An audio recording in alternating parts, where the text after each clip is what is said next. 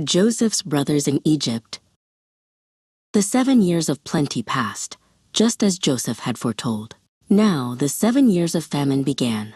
The land of Egypt was prepared, with full storehouses of grain. But in all the surrounding lands, the people were starving.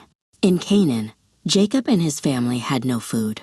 He sent his 10 sons to Egypt to buy grain, but he kept his youngest son, Benjamin, at home, fearing for his safety.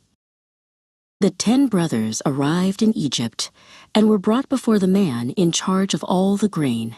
They bowed low to the ground before him, just as was the custom. They did not know that this powerful Egyptian official was their own brother, Joseph.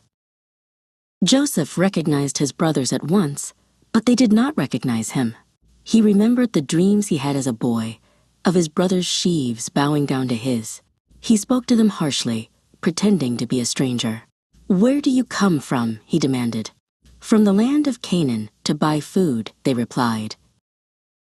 Joseph accused them of being spies. "You are spies. You have come to see where our land is unprotected," he said. The brothers insisted they were honest men, 12 brothers from one family, with one brother gone and the youngest at home.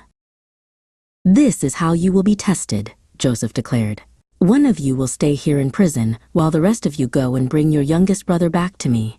Only then will I know you are telling the truth." He had Simeon bound and put in prison. The brothers were filled with fear and guilt, saying to one another, "Surely this has happened to us because of what we did to our brother Joseph." The remaining brothers returned to Canaan with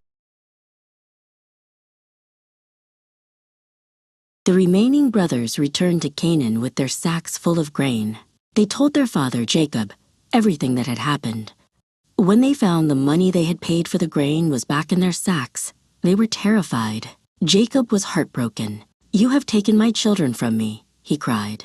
"Joseph is gone, Simeon is gone, and now you want to take Benjamin too? My son will not go down with you." The famine grew worse. When all the grain from their first trip was gone, Jacob told his sons they must go back to Egypt. But Judah stepped forward and said to his father, "Send the boy with me, and we will go. I will guarantee his safety. If I do not bring him back to you, you can hold me responsible forever." Jacob finally agreed. The brothers, with Benjamin and gifts for the official, made the long journey back to Egypt. When Joseph saw his youngest brother, Benjamin, he was so overcome with emotion that he had to leave the room to weep. He then returned and invited them all to a grand feast. After the feast, Joseph had his silver cup secretly placed in Benjamin's